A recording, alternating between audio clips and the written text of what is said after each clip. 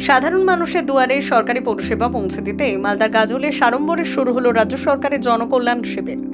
সোমবার গাজলের রামচন্দ্র সাহা বালিকা বিদ্যালয়ে একটি অনুষ্ঠানের মাধ্যমে এই শিবিরের আনুষ্ঠানিক উদ্বোধন করা হয়। প্রদীপ প্রজ্বলনের মাধ্যমে কর্মসূচির সূচনা করলেন গাজল বিধানসভার বিধায়ক চিন্ময় দেববর্মন এবং গাজলের বিডিও সুমন ঘোষ। অনুষ্ঠানে উপস্থিত ছিলেন এলাকার অন্যান্য জনপ্রতিনিধি ও ব্লক প্রশাসনের উচ্চপদস্থ আধিকারিকরা।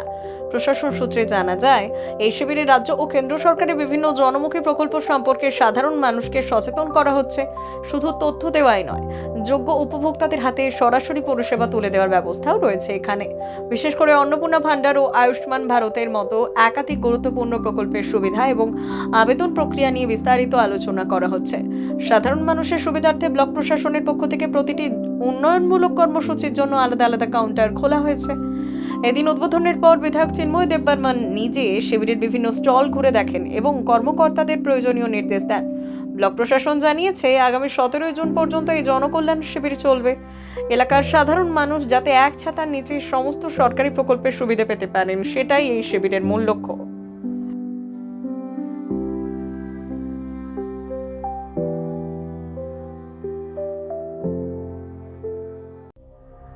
সংবাদটি নিবেদন করছেন স্বস্তিলোক উৎসব ভবন, গঙ্গারামপুর, দক্ষিণ দিনাজপুর।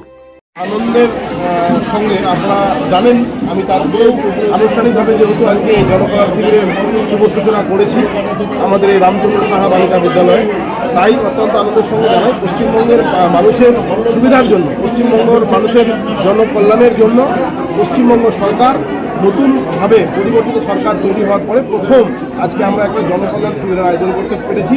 15, 16, 17 3 দিন ধরে আর এই পরিষেবা সাধারণ মানুষের জন্য দেওয়া হবে।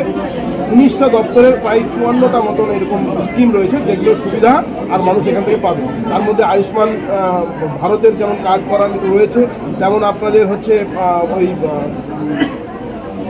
আমাদের যে অন্নপূর্ণা যোজনা, সেই অন্নপূর্ণা যোজনার ফর্ম ফিল আপ আছে। ল্যান্ডের ক্ষেত্রে ল্যান্ডের মিউটেশন কনভার্সন এখানে হবে এবং এখানে প্রতিবন্ধীদের জন্য শিবির করা হয়েছে, যে প্রতিবন্ধী যারা আছে, যারা সার্টিফিকেট পায়নি, তাদেরও এখানে চেক আপ হবে এবং পরবর্তীতে ডিস্ট্রিক্ট হসপিটাল থেকে আমাদেরকে সার্টিফিকেট দেওয়া হবে। তো এই ধরনের কাজগুলো করছে আজকে ভারতীয় জনতা পার্টির সরকার হওয়ার 1 মাসের মধ্যেই। শুধু এই রকম কিছু নয়, আরও কিছু নতুন নতুন চিন্তাভাবনা আমরা আগামী দিনের জন্য রেখেছি। সর্বোত্তম সুযোগ সুবিধা রয়েছে আতিথেয়তায়। সুপরিচিত স্বস্তিলোক উৎসব ভবন, অতিথিদের যে কোনো অনুষ্ঠানের জন্য উপযুক্ত one stop destination.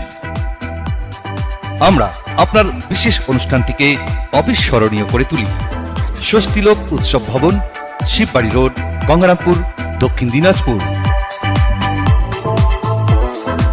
Bureau report, উত্তর বাংলা সংবাদ।